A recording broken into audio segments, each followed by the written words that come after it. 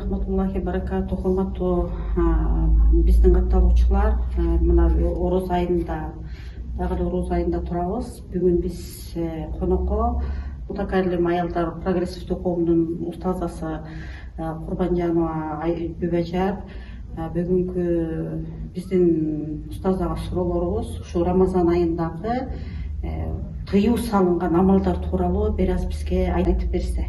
Алейкум салам, рахматуллахи баракату. Бардык мусулман адамдарды ушул келген Рамазан айы менен куттуктайм. Жана дагы мени ушул маекке чакырганыңыздар үчүн сиздерден Аллах разы болсун. Бул Рамазан айы бизге бир Пайгамбар саллаллаху алейхи ва саллям айткандай 12 айдын султаны, бул биз эң бир күтүп жүргөн айлардын бири Рамазан айы келип келди. Аллах ушул айдын пайдасынан толук пайдаланганды насип кылсын. Бул Аллах Таала бизге Рамазан айыны дозоктон котулуунун бир эмеси кылып, Рамазан айыны ошол Пайгамбар саллаллаху алейхи ва саллямдын үммөттөрүгө бир белек катары берилди да. Бизге бул дозоктон кутулуу үчүн эң чоң бир неемет. Жана ушул айда, ошондой эле айдагы амалдардын ичинен бизди көп нерселерден Рамазан айы тыйып койду. Биринчиден бул тыйылган нерселери, биздин орозобузду буза турган тыйылган нерселер бул биринчи күндүзгү күнү аял эркектин жыныстык катнашынан тыйды.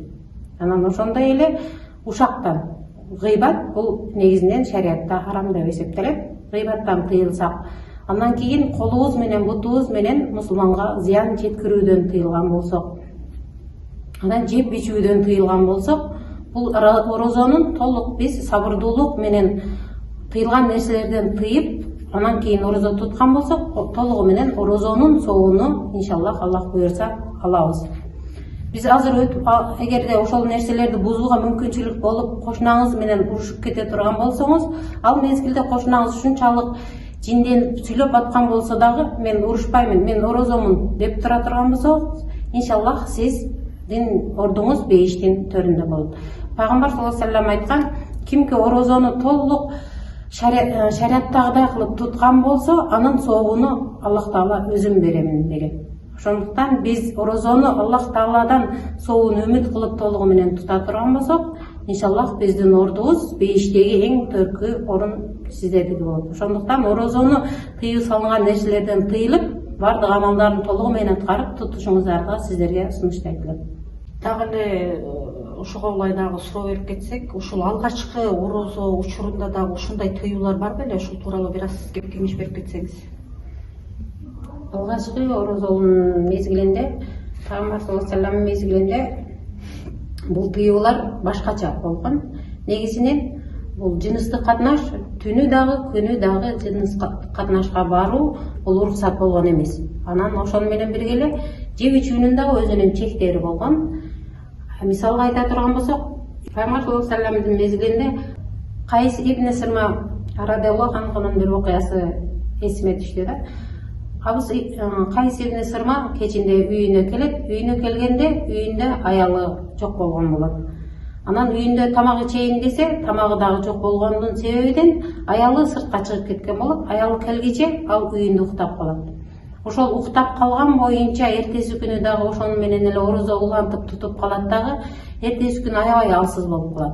Ошол абалы менен Пайгамбар саллаллаху алейхи ва саллямдын алдына барганда, Пайгамбар саллаллаху алейхи ва саллям ага эмне болду деп сураганда, Кайс ибн Сирма бардык болгон окуяларды Пайгамбар саллаллаху алейхи ва саллямга түшүндүрүп айтып берет. Анан айтып бергенде ошонун негизинде Аллах Тааладан аят түшөт. Силердин күчүңөр жетпей турган нерсени мен силерге буйрубайм деген мааниде Аллах Тааладан Пайгамбар саллаллаху алейхи ва саллямга аят түшөт. Ошонун негизинде анан Аллах Таала адамдарга ошол ифтарда ооз ачып, андан кийин ооз жапканга чейинки ошол тыюу салынган нерселерден жыныстык катнаштык, жеп ичүүгө уруксат берилет. Ошол аяттан кийин анан адамдар уже кечиндегиси уруксат алып, күндүзү Аллах Таала тыйган нерселер тыйылып жүрүүгө мүмкүнчүлүк болот да. Бул биз үчүн, Пайгамбар саллаллаху алейхи ва саллямдын үммөттөрү үчүн дагы бир болгон жеңилдиктердин бири. Рахмат, жакшы түшүнүп бердиңиз деп ойлойм. Баары түшүнүктүү болду деп ойлойм.